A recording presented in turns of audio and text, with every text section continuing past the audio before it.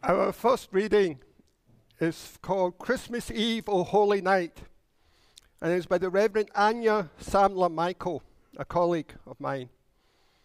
And this reading could be a little challenging, so think of it as a stream of consciousness about the Christmas story. O come, Emmanuel, to hear this story, this well-known, well-trod story. Help us to hear the story anew on this particular Christmas Eve. This Christmas Eve, unlike any we have known before, unlike any we may have in the future. Mary, the mother of Jesus, the mother of a child of God, the unwed mother of God, no more than 16, an unwed outcast, who said yes. Yes to the angel. To the angel? To the angel that promised that something would come of nothing, who said yes to the child growing within. Yes to the journey across the desert, full, bloated belly and all, to give birth in an unknown land, to an unknown child of God. She said yes. A prophet, unshrinking, witnessing, waiting for a miracle. Mary the mother, heralding a new creation. O holy night, where the unwed mother is a mother of God. Joseph, the father, the silent partner. Imagine that. With questions, with questions, but also with faith, who said yes. Yes to the child, yes to the unwed mother, yes to the angel. Yes, an angel. The angel that promised that something would come from nothing. Yes to scandal, yes to risk, yes to confronting his own jealousy and fear, yes to the child that was not his own. Yes to the child of God.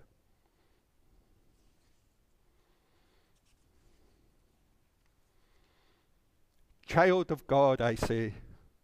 When I'm speaking about Jesus, when I'm speaking about our children, when I'm speaking about you and I say child of God. When I'm speaking about the ones in the margins, the disrespected, the distance between you and I, to bridge that distance, I say, child of God. And the shepherds, don't forget the shepherds. The first to bear witness, the followers of stars, praising and thanking this holy night for what they had seen, for what they had heard. Shepherds, protectors of the vulnerable, finding green pastures in the desert for their sheep. In a desert, finding green pastures for their sheep. And holiness in a star. And promise in a story they were told that a child born in the dust might just save their hurting world. And they left. The shepherds left.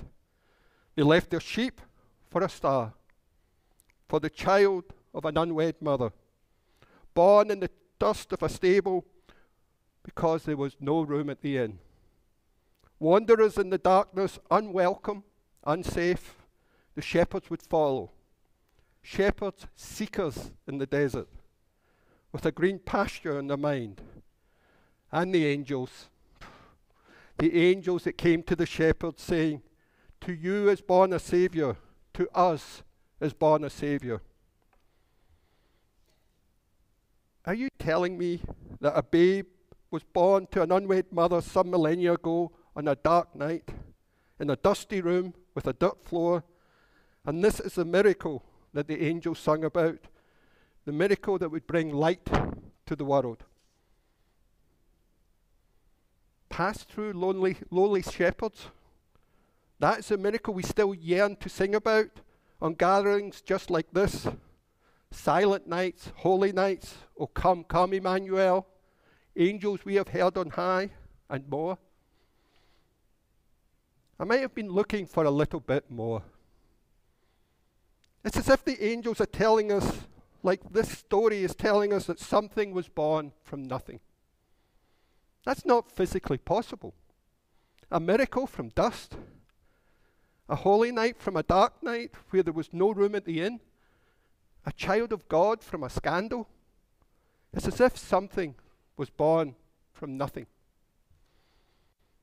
Mary, Joseph, shepherds, angels, children, sacred on a dark night, children, all children of God. Rejected, reviled, scandalized, no room for you, not for you at the inn. Children of God, all who know that this holiness burns within, with the rejected, the reviled, the scandalized, in you, to you, with you, on this dark night. Amidst this difficult time for our world, our country, our county, our town, for us, for you, for me. Silent night in all the wrong and right ways. Holy with you, holy to you, holy. Where something was born of nothing and may be again. And now we have this story, thinking about what it must have been like for the angels. We have the angel Gabriel. Gabriel is a marvelous angel, brilliant light, beautiful to look upon, but was worried because Gabriel was given a particular thing to do. Gabriel's supposed to go to Mary in her garden, tiny Mary here when you compare it to an angel. Mary in her garden with a duck and a little lamb, and she's just having her afternoon when this brilliant light comes and scares her. She is sorely afraid. And that is not what Gabriel wanted. So he said, be not afraid. Be not afraid. I'm here to give you something good to know about, tidings of good cheer. I don't know, you're pretty big, you're pretty scary, she's thinking. But Gabriel does not want her to be afraid and tries to dim down a little bit, but that's not really possible for angels. So he just said gently, I'm here to tell you, you are going to be a mother. You're going to have a baby. Well, now, Mary is very, very startled by this. She didn't know that she was going to have a baby. This was her first thought of it. She's in wonder. How can this be? Her body, is going to make a baby. It's a miraculous thing. And we are so fortunate in the women who can experience this. This is where babies come from. And this beautiful, beautiful thought of Gabriel is still kind of scary, right? Very big, very, very shiny. So the angel went away, and Mary took all of these things into her heart, and she thought about this. Whoa, I'm going to be a mother. Very exciting. And Gabriel thought, well, I was pretty scary. I didn't want to be, but sometimes it just happens that way. Well, the next thing to do is that time goes by, and Mary and Joseph have to travel all the way to Bethlehem. And she is getting very large with child. And Joseph is taking good care of her, but this is it's quite mysterious. And it's a whole new thing. She's never been a mother before. She travels all the way, and the only place they can stay is in the stable. Now, this is a pretty fancy stable from Portola Valley, but there is just a little part in the back where they're allowed to stay. And it's warm because the animals also stay there. And so it's going to be a good place to have a baby, after all. On the way to all of this happening, there are shepherds on the hill with their sheep. These are woolly sheep. There's kind of a secret about them. We'll tell that later. And the angels that are out there in the hills are usually way up high, looking down on everybody. and say, oh my goodness, look at down in nature. It's beautiful, but we're supposed to be quiet up here.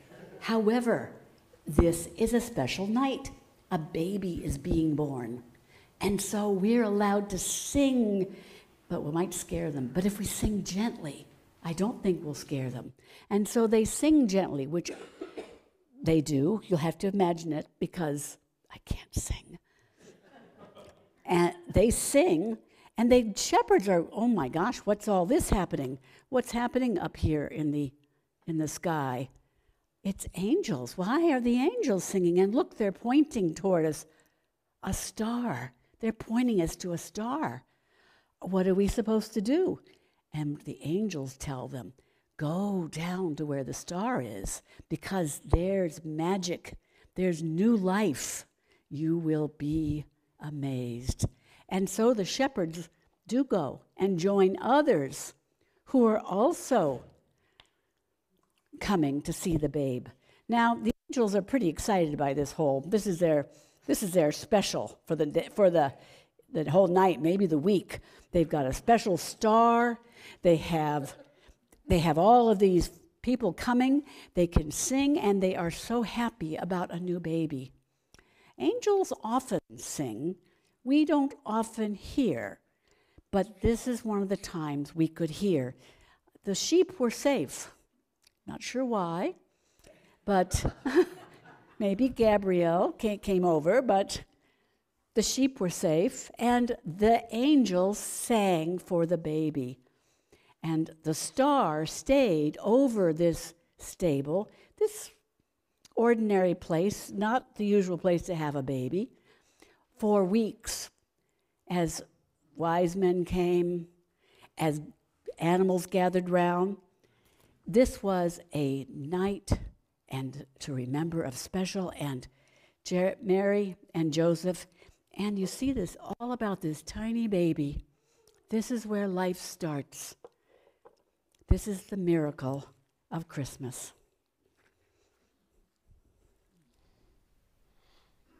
And I actually love that song, and I also love that movie. And I think most of us, for those Christmas movies we really love, it challenges us to embrace the magic of Christmas. Because, we become a bit cynical as we get older. Well, at least I speak for myself. I become a bit cynical. We don't always listen to our heart's yearning. And some about those great movies, be it It's a Wonderful Life or Polar Express or whatever other movies, Miracle on 54th Street, for those of you who are older than me, because I've never seen that one.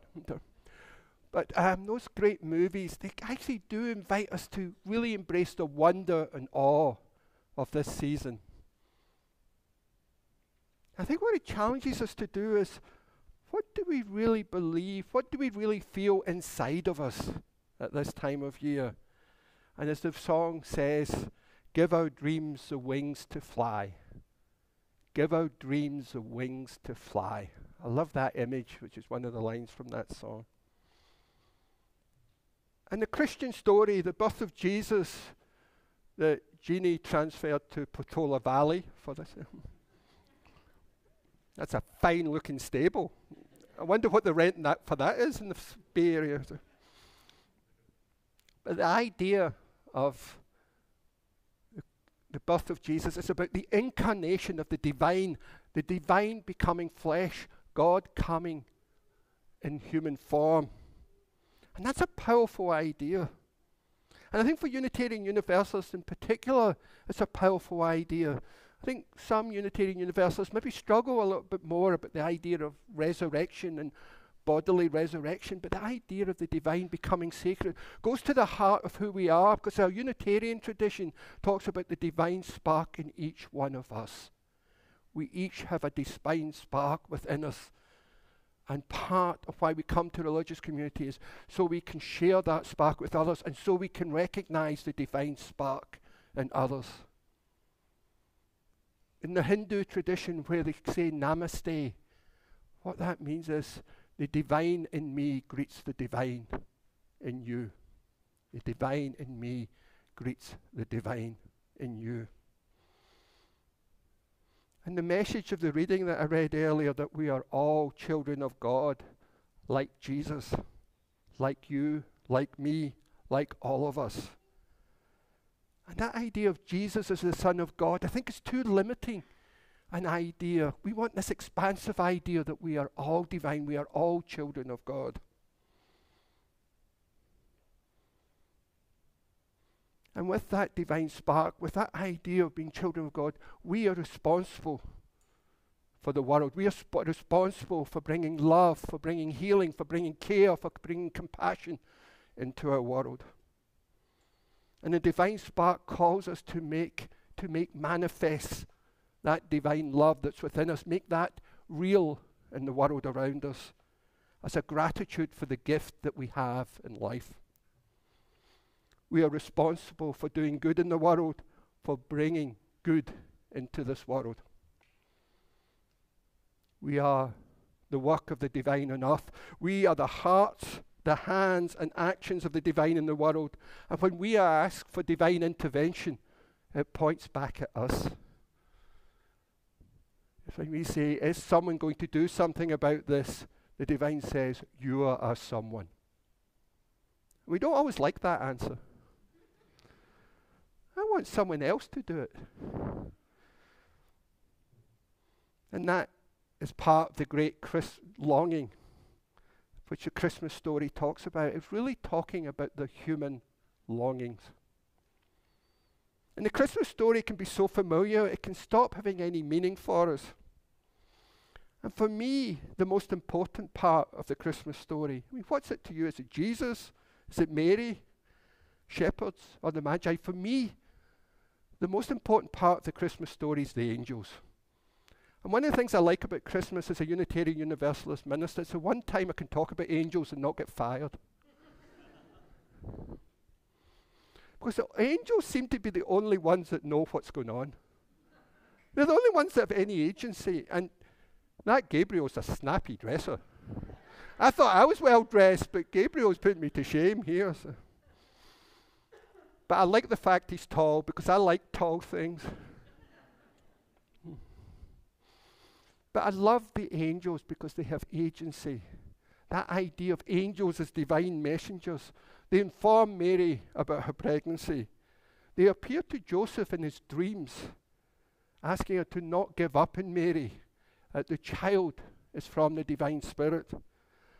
And I love the angels that let the shepherds know. Shepherds, lowly, living in the fields, guarding the shepherds, they're lowly. They're the ones that hear that the divine has become incarnated in flesh. And then later they warn Joseph of the danger that they're in. But angels, especially an angel that size, is pretty scary. And I love that the first thing the angels often say is, be not afraid. Fear not. That's often the first thing angels say. Because they realize the human encounter with the divine, the human encounter with the sacred can be scary. And angels as divine messengers can be scary. And I heard angels described as gatekeepers of the soul. Angels described as gatekeepers of the soul. And they appear just like everyone else, except more so. And I think you think about angels. I mean, what would you like your angel to look like? I'm not sure about Gabriel over there. But I like the idea of Clarence in It's a Wonderful Life. He's kind of goofy and incompetent, a bit like myself. So I kind of like Clarence. I'm not quite so sure about those cherubs with wings that the Renaissance artists liked. I'm not quite sure about that. I kind of like Jeanne's angels, the quiet ones. But there's a lot going on about angels, and some of you may have seen the series about the Good Omens, the Neil Gaiman book, and they were pretty poor angels, those ones. But there's a lot of media about angels right now. But I think the most important aspect of the Christmas story is that people listened to the angels. They responded to the instructions they got from the angels. They could have ignored them. Mary could have not believed that she was pregnant and would have been in for a really rude surprise. Joseph could have rejected her. The shepherds could have ignored it and not shown up. The Magi could have not followed the stars. Joseph could have not listened to the angels about the dangers they were in and flee to Egypt. So I think the real message from the Christmas story is to listen to the divine messengers. And the divine messengers may be something that comes from within, comes in from your meditations of your heart, from your inner yearnings. It may come from a community, it may come from your family, it may come from your close friends, it may come from the divine of your understanding. But listen and respond, I think, is the message of the Christmas story for me. What is the divine message you're hearing this Christmas? For me, is to love this world deeply and joyously. That's my sacred response to the gift of life. And this is not hopelessly naive, but a deep human longing that is expressed by so many of us at Christmas time, is to live joyously and to live deeply and love this world. So let each of us honor the divine messages we receive, our deepest inner thoughts, and respond through loving, compassionate action. Perfect ending for a reading that is titled Christmas is Subversive. That was subversive, Larry. One of the great things about Christmas is that it is a sturdy holiday. Christmas doesn't wimp out when things are hard.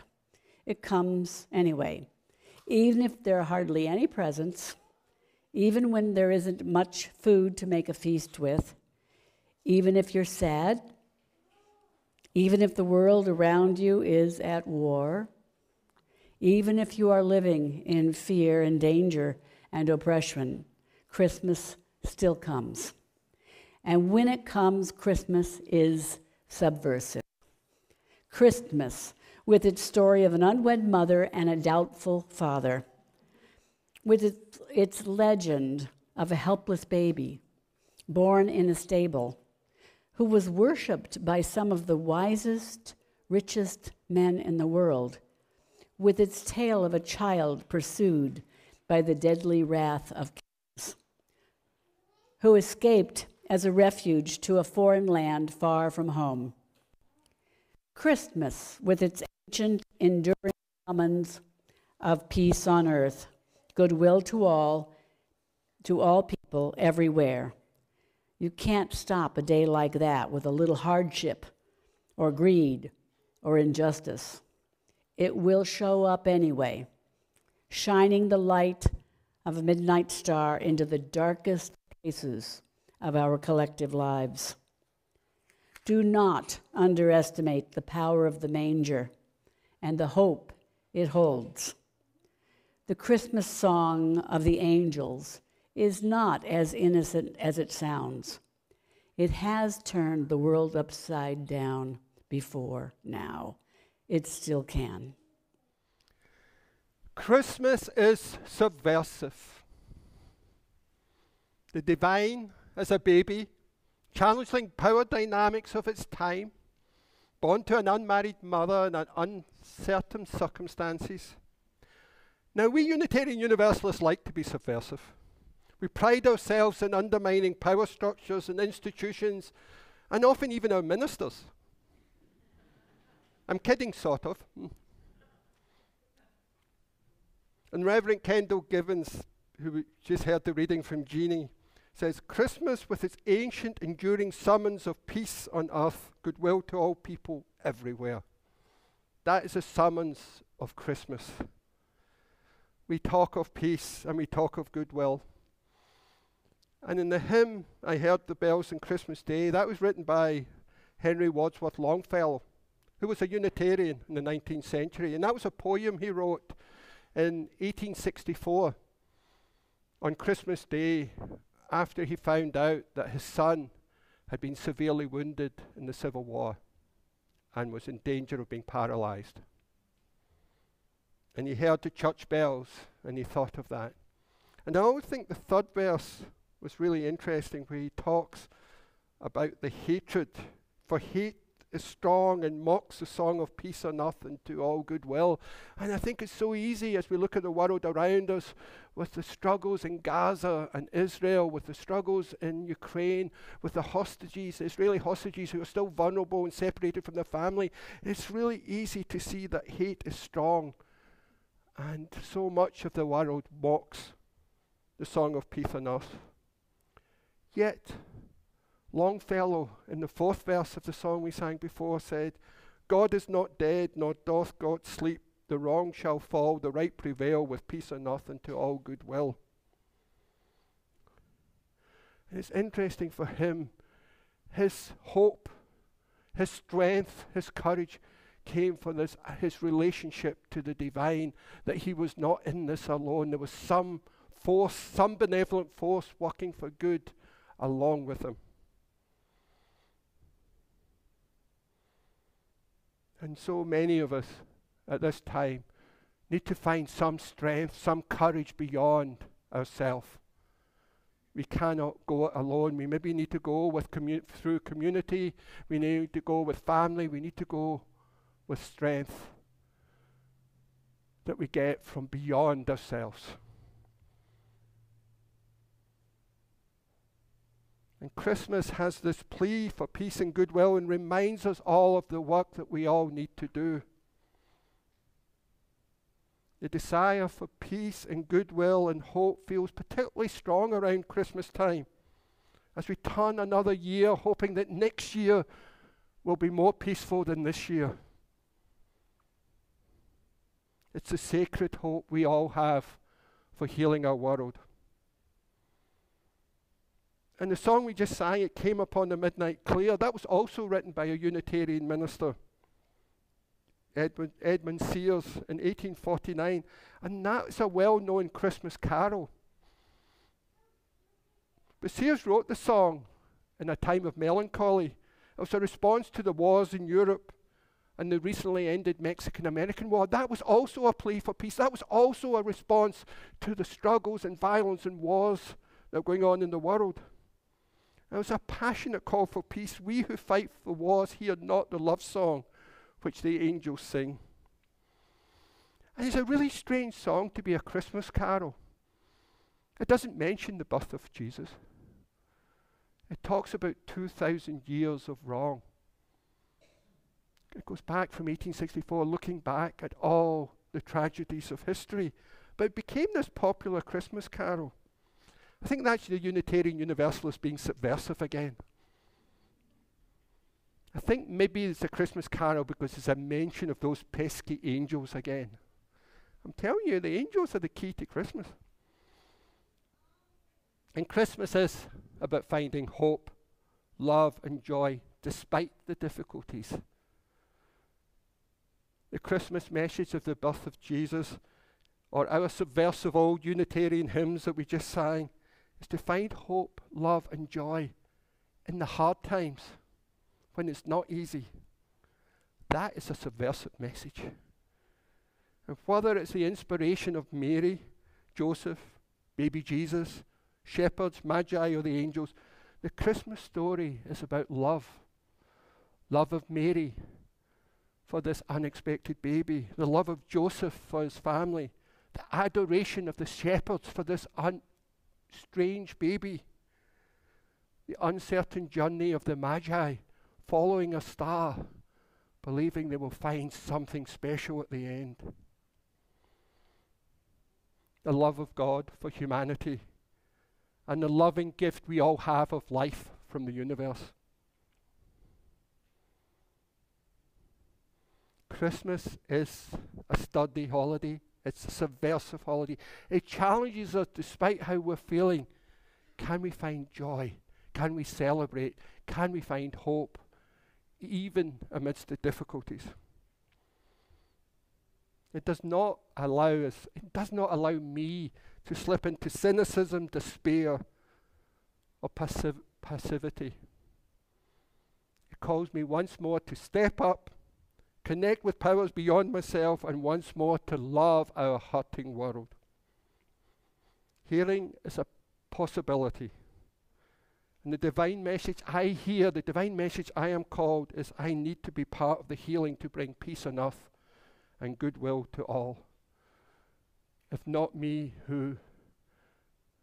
And if not now, when? We've now come to the time for the candle lighting ceremony, and I just want to give a few instructions because we like mystery and surprises, but when it comes to fire, there's some limitations. So I hope everyone's got a candle. If you don't, then Sarah at the back will bring a candle to you. Now, when we're passing the light, I remind you, if your candle's lit, keep it upright, and the unlit candle gets tipped. Because if you do it the other way, you're going to pour wax on someone. And that's a poor Christmas present to give anyone. So. And what we're going to do is after what's going to happen is I'm going to go put the lights off, then I'm going to read the words of meditation, and then we'll pass the light. Jeanne and I will light from the chalice. I will do the right-hand side. I'll light the first row and the last row, and then we'll pass the lights towards the middle. So, and if your candle goes out, just raise your hand or get a light from the person next to you. And then we'll go in. There'll be another time of silence in the dark, and then I will say a prayer, and then from the prayer we'll go into Silent Night, and we'll sing all 3 verses of Silent Night, and then from the front rows we'll leave and go outside, and we'll gather outside if the choir can gather on the sidewalk, and then everyone else can form a circle around them outside. We'll continue singing. I will be the last person out, and then when the mood takes us, guided by our music director, Dawn, I hope, we'll let the words, the music fall silent. I will do a quick benediction, and then the choir has a musical farewell as well. So now what I'm going to do now, I'm going to go and dim the lights. Don't be scared, there's going to be candles. Join me in the spirit of prayer, meditation, and reflection. Let us prepare for this moment of magic when we willingly enter darkness, emerge in a new light. Be not afraid, said the angels. Let us embrace those words as we move into the next season of our life. Let us go and see this thing that has happened, said the shepherds. May we have the courage of the shepherds who leave the familiar fields and the charges of their sheep, curious to find the Saviour, the baby. What child is this, thought the Magi, who followed the star to pay homage to the baby they did not know. We know the light will come, but let's embrace the darkness first. Darkness that can help us connect to the deepest meditations of our hearts. Spirit of darkness, guide us to find our own capacity for love, care, and compassion. Help us find the divine within and the sacred around us.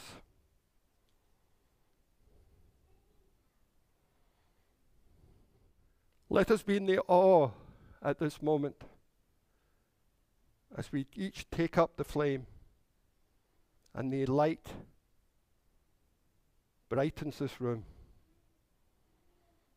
As hope for peace and goodwill fill this night, may each of us be filled with light, love, and hope. Let us embrace love's pure light and radiate that light and spread that love, justice, and joy to others. Let the sacred within us come forth. Let our God be with us here and now. Don't let the magic end until it has blessed us, each of us, even here, even now. For every place is a holy place, and every spot is a major if we are open to it. Quiet, quiet, for it is a holy night. Something wants to be born. Something sacred that could save us. Maybe even save our world. Perhaps it's a child of God. Perhaps it's us trying to be reborn. Quiet, quiet. The heavens may be opening. Even here, even now. Something sacred wants to be born, and it needs our help. It could happen even tonight.